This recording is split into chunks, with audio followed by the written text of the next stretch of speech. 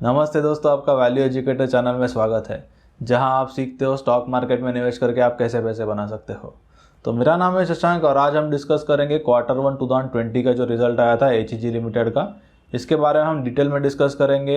उनके जो previous quarter से यानी Q1 2019 और Q4 2019 यानी YOY और क्वार्टर बेसिस पे भी हम उनको कंपेयर करेंगे कि उनके रिजल्ट्स कैसे थे। और इसके अलावा हम ये भी कंपेयर करेंगे कि HEG का जो बिज़नेस है और ग्राफाइट का जो बिज़नेस है यानी ग्राफाइट इंडिया का, तो ये दोनों ही जो बेसिकली प्लेयर्स है वो ग्राफाइट इलेक्ट्रोड्स बनाते हैं, जो बेसिकली स्टील इंडस्ट्री में यूज़ होता है एज अ एनोड।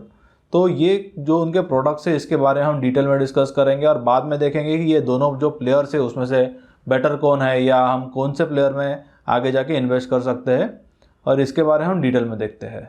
तो अभी आप जैसे कि यहाँ पे देखोगे तो उनके जो रेवेन्यूज़ फ्रॉम ऑपरेशंस है वो फिलहाल में उनके 816 करोड़ के उन्होंने पोस्ट किए थे। और आप यही कंपेयर करोगे तो यहाँ पे उन्होंने दिया है लास्ट क्वार्टर यानी Q4 2019 और ये जो है वो Q1 2019 है। तो लास्ट क्वार्टर के कंपैरिजन में आप कंपेयर करोगे क्वार्टर तो 39% का डिक्लाइन हुआ है उनके टोटल जो सेल्स है उसमें, और YOY आप देखोगे तो 48% का यहाँ पे डिक्लाइन दिख रहा है। लास्ट Q1 2019 में उन्होंने 1587 करोड़ का उन्होंने रेवेन्यूज़ पोस्ट किया था, और ये सारे जो फिगर्स है वो करोड़ में है। आगे हम देखेंगे तो उनके जो प्रॉफिट बिफोर टैक्स है, इसके पहले हम ये भी देखते हैं कि उनके जो मटेरियल कंज्यूम हुआ है उसमें कुछ चेंजेस हुए या नहीं।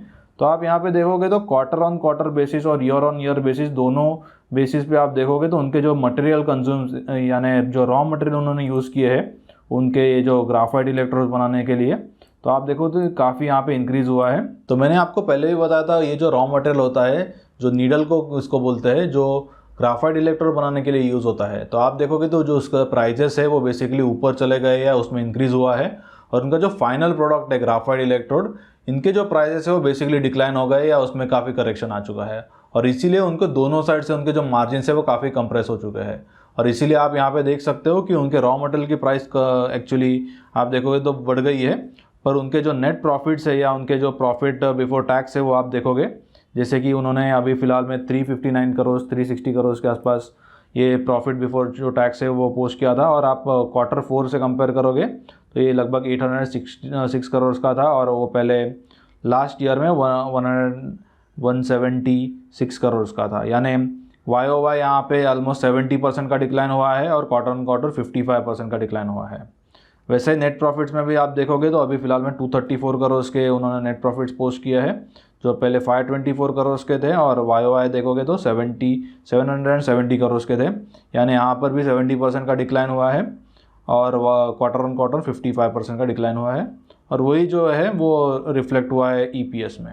तो आप ये पूरा रिजल्ट देखोगे तो रिजल्ट इतना कुछ अच्छा नहीं है, और ये एक्सपेक्टेड ही था क्योंकि उनके जो ग्राफाइट ये इलेक्ट्रोड जो है उसके प्राइजेस काफ़ी कम हो रहे थे, और इसके कंपैरिजन में उनके जो रॉ मटेरियल है उसके प्राइजेस ज़्यादा इतने कम नहीं हुए हैं, और ज़्यादा बहुत सप्लाई हो रहा था, इसलिए ये जो ग्राफाइट इलेक्ट्रोड्स है उसके जो प्राइजेस है वो काफ़ी कम हो चुके हैं। अभी हम कंपेयर करेंगे ग्राफाइट इंडिया को और HEG लिमिटेड को, क्योंकि ये जो दोनों प्लेयर्स है वो ग्राफाइट इलेक्ट्रोड्स बनाते हैं, और उन्होंने पास्ट में कैसे परफॉर्म किया है और ये फिलहाल के क्वार्टर में कैसे परफॉर्म किया है इसके बारे में हम देखते हैं। मैंने ग्राफाइट इंडिया के बारे में पहले ही वीडियो डाला है जो Q1 2020 का रिजल्ट है, और इसके पहले भी मैंने ग्राफाइट इंडिया और HEG ये दोनों के बारे में सेपरेट एक वीडियो डाला था, जहाँ पे आप देख सकते हो तो उनका जो बिज़नेस मॉडल क्या है या उनके वैल्यूशंस क्या है, उनके प्रोडक्ट के बारे में हमने काफ़ी डिटेल में पोस्ट किया था। तो ये वीडियो आप देख सकते हो, और बाद में ये फिलहाल का जो वीडियो है तो आपको काफ़ी क्लैरिटी मिल जाएगी ये वीडियो से। तो आप जैसे कि यहाँ पे देखोगे तो उन्होंने फिलहाल का ये जो क्वार्टर है Q1 2020 का, तो ये दोनों के रिजल्ट मैंने यहाँ पे आप देखोगे तो यहाँ पे मैंने उनके जो नंबर्स है तो आप देख सकते हो, तो 967 करोड़ का उन्होंने जो रेवेन्यू फ्रॉम ऑपरेशंस पोस्ट किया था, और ये जो सारे फिगर्स है ये करोड़ में है और जो बाकी है वो परसेंटेजेस में है। तो आप यहाँ पे देखोगे तो हम कंपेयर करेंगे अभी ग्राफाइट इंडिया और HEG को, तो आप देखोगे तो उनका क्वार्टर ये जो है वो ग्राफाइट का है और ये जो है HEG का है। तो ग्राफाइट ने 42% का डिक्लाइन किया था उनके सेल्स में क्वार्टर, और आप यही कंपेयर करोगे HEG से तो ये 39% का है। YOY बेसिस पे उनके जो सेल्स है वो 50% 51% से डिक्लाइन हुए थे ग्राफाइट के, और HEG के थोड़े कम हुए थे 48% के। इसके अलावा अभी हम देखते हैं कि रॉ मटेरियल में कैसे चेंज हुआ था। तो रॉ मटेरियल के यहाँ पे आप देखोगे तो बेसिकली ग्राफाइट की जो इंक्रीज़ है रॉ मटेरियल की वो थोड़ी कम दिख रही है यहाँ पर compare to HEG quarter on quarter. But आप यही ईयर ऑन ईयर बेसिस पे कंपेयर करोगे तो HEG ने बेटर परफॉर्म किया है, क्योंकि cost of raw material consumes ये जितना कम होगा उतना ही बेटर होगा, क्योंकि उतने उनके मार्जिन बढ़ सकते हैं।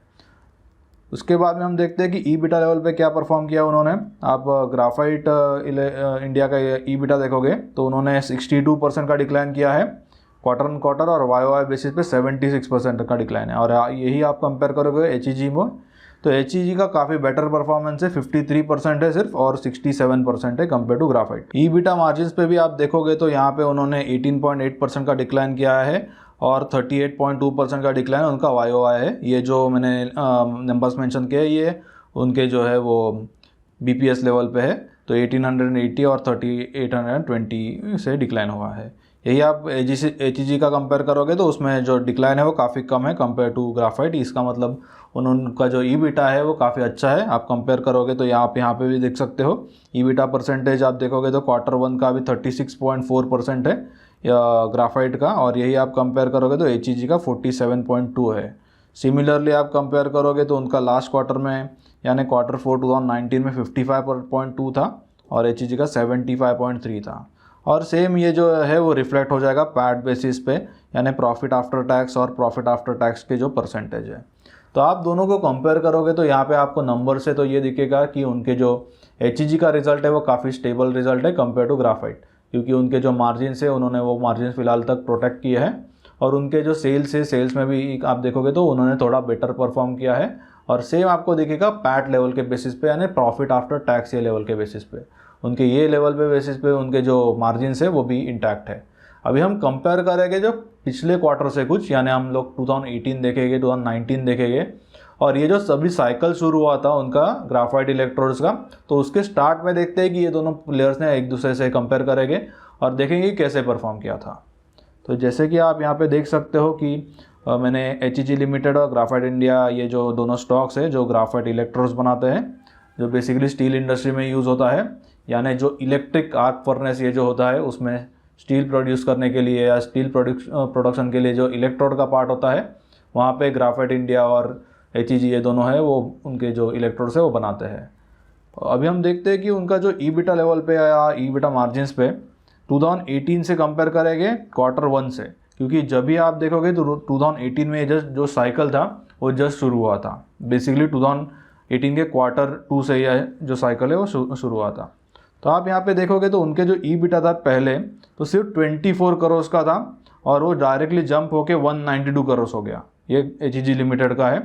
और बाद में आप देखोगे तो ईबिटा में कितना यहाँ पर इंक्रीज़ हुआ है, यानी उनका जो ग्रोथ है वो काफ़ी हद तक आप देखोगे तो बहुत ज़्यादा ग्रोथ किया उन्होंने। और 192 करोड़ के बाद 562, 954 और बाद में 1200 करोड़ के आसपास हो गया था। और उन्होंने पीक यहाँ पे किया था Q2 2019 के आसपास, जब भी उनका जो सबसे ज़्यादा ईबिटा उन्होंने पोस्ट किया था 1389, और उसके बाद में आप देखोगे तो उसमें डिक्लाइन होना चालू किया। सिमिलरली आप मार्जिन के बेसिस पे भी देखोगे तो उन्होंने सबसे हाईएस्ट उनके मार्जिन पोस्ट किए थे Q2 2019 में 77% के। और आप यही कंपेयर करोगे तो ग्राफाइट इंडिया का भी वही स्टोरी है, उनका जो मार्जिन है वो पहले काफ़ी कम थे और ये क्वार्टर में लगभग एक क्वार्टर पहले यानी Q1 2019 के आसपास उन्होंने सबसे ज़्यादा उनके मार्जिन पोस्ट किए थे। और जो ईबिटा लेवल पे है तो 1684 करोड़ का जो उन्होंने ईबिटा पोस्ट किया था।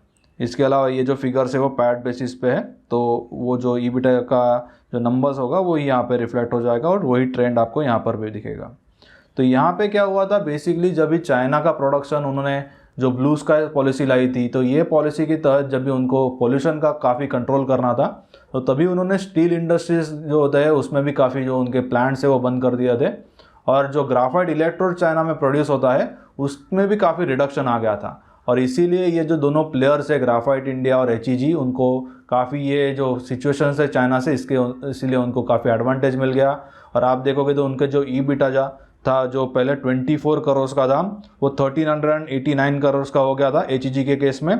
और सिमिलरली आप ग्राफाइट इंडिया के केस में देखोगे तो 59 करोड़ का था Q1 2018 में, और वो 1684 करोड़ का हो गया।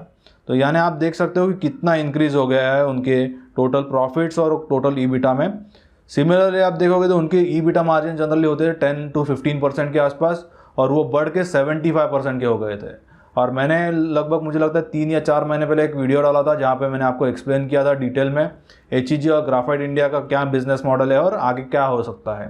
तो लगभग जब भी उनके मार्जिन 75% के आसपास थे तभी मैंने ये वीडियो डाला था, और तभी मैंने आपको बताया था कि ये मार्जिन को सस्टेन करना आगे जाके काफ़ी डिफिकल्ट हो सकता है, क्योंकि ये जो सिचुएशन है वो जनरली ऑकर नहीं होती है। आप कोई भी बिजनेस देख लो उसमें 75% के मार्जिन नहीं होते हैं।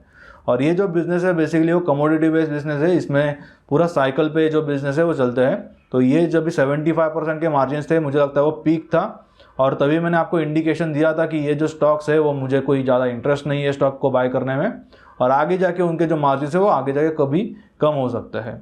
और अभी आप देखोगे तो वही हो रहा है। Q2 2019 के बाद में आप देखोगे तो उनके जो मार्जिन है वो काफ़ी रिड्यूस हो गए हैं। 77% से HEG का मार्जिन फिलहाल में 47.4% है, और आप यही कंपेयर करोगे ग्राफाइट इंडिया का तो 72% से उनके मार्जिन जो है वो डिक्लाइन होकर 36.4% के आसपास आ चुके हैं। तो ये जो दोनों स्टॉक है HEG लिमिटेड और ग्राफाइट इंडिया जो ग्राफाइट इलेक्ट्रोड्स बनाते हैं, तो उनकी आप प्राइस देखोगे, पर्टिकुलरली HEG की प्राइस देखोगे तो 4000, 4500 या 5000 के लेवल तक ये जो स्टॉक है वो चला गया था, और फिलहाल में आप देखोगे तो काफ़ी गिर के अभी वो 950, 920 के लेवल पे के आसपास आ गया है। तो क्वेश्चन ये है कि ये जो दोनों स्टॉक है इसमें से मैं कौन सा स्टॉक फिलहाल मैं बाय करूंगा या नहीं।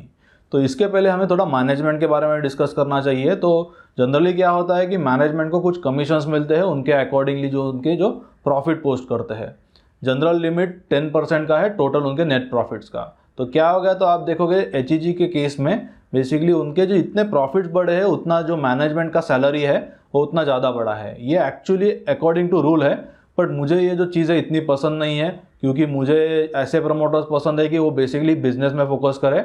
और ये जो सिचुएशन आती है, जैसे कि आपने अभी फिलहाल में देखा है कि चाइना में कोई प्रॉब्लम हुआ था और इसीलिए उनके जो टोटल प्रॉफिट्स है वो बढ़ गए थे। तो ये जो सिचुएशन है इसके रिगार्डिंग मैनेजमेंट ने अपनी सैलरी बढ़ाई है, आप देखोगे तो काफ़ी। तो ये जो सैलरी है वो पहले 2 करोड़ की थी, बाद में 45 करोड़ की हो गई, बाद में 120 करोड़ के आसपास ये जो सैलरी है वो चली गई। तो इसीलिए मुझे ये जो पर्टिकुलर प्रमोटर्स है उतने ज़्यादा पसंद नहीं है, और ये जो स्टॉक्स है बेसिकली मैं अवॉइड करूँगा। मैं कंसिडर कर सकता हूँ बेसिकली जो ग्राफाइट इंडिया ये जो स्टॉक है वो आगे जाके मैं कुछ लेवल पे बाय कर सकता हूँ यदि उनके जो प्रॉफिट्स है वो नॉर्मलाइज हो जाएंगे। और नॉर्मलाइज प्रॉफिट इसका मतलब वो 10 to 15% के उनके जो नॉर्मलाइज प्रॉफिट्स रहते थे, जैसे कि आप यहाँ पे देख सकते हो। तो उन्होंने Q1 2018 के आसपास 10% का, या आप ग्राफाइट के केस में देखोगे तो 15% का जो ईबिटा लेवल पे उन्होंने उनके प्रॉफिट्स पोस्ट किए थे। तो आगे जाके ये जो स्टॉक सपोज वहाँ पे चले जाते हैं या बहुत ज़्यादा क्रैश हो जाता है तो वो समय मैं कुछ सोच सकता हूँ। फिलहाल में मेरे पोर्टफोलियो में दोनों में से कोई भी स्टॉक नहीं है, ना ही मैंने ये जो दोनों स्टॉक है उनको कभी मेरे पोर्टफोलियो में ऐड किया था। पर आगे जाके डिपेंड करता है कि सिचुएशन कैसी है, कुछ क्लैरिटी आती है स्टील इंडस्ट्री में तो मैं ये जो दोनों स्टॉक है उसको पोर्टफोलियो में ऐड करने का सोच सकता हूँ। आपको मेरा ये वीडियो पसंद आया हो तो प्लीज़ इसे लाइक कीजिए, इसे फ्रेंड्स के साथ शेयर कीजिए, और मेरे चैनल को सब्सक्राइब करना मत भूलना। और आप ये वीडियो जैसे इन्वेस्टिंग पर बाकी वीडियोस भी देख सकते हो। तो ये वीडियो देखने के लिए आपका शुक्रिया। नेक्स्ट वीडियो में हम कुछ अलग स्टॉक के बारे में देखेंगे और उसका पूरा डिटेल में एनालिसिस करेंगे।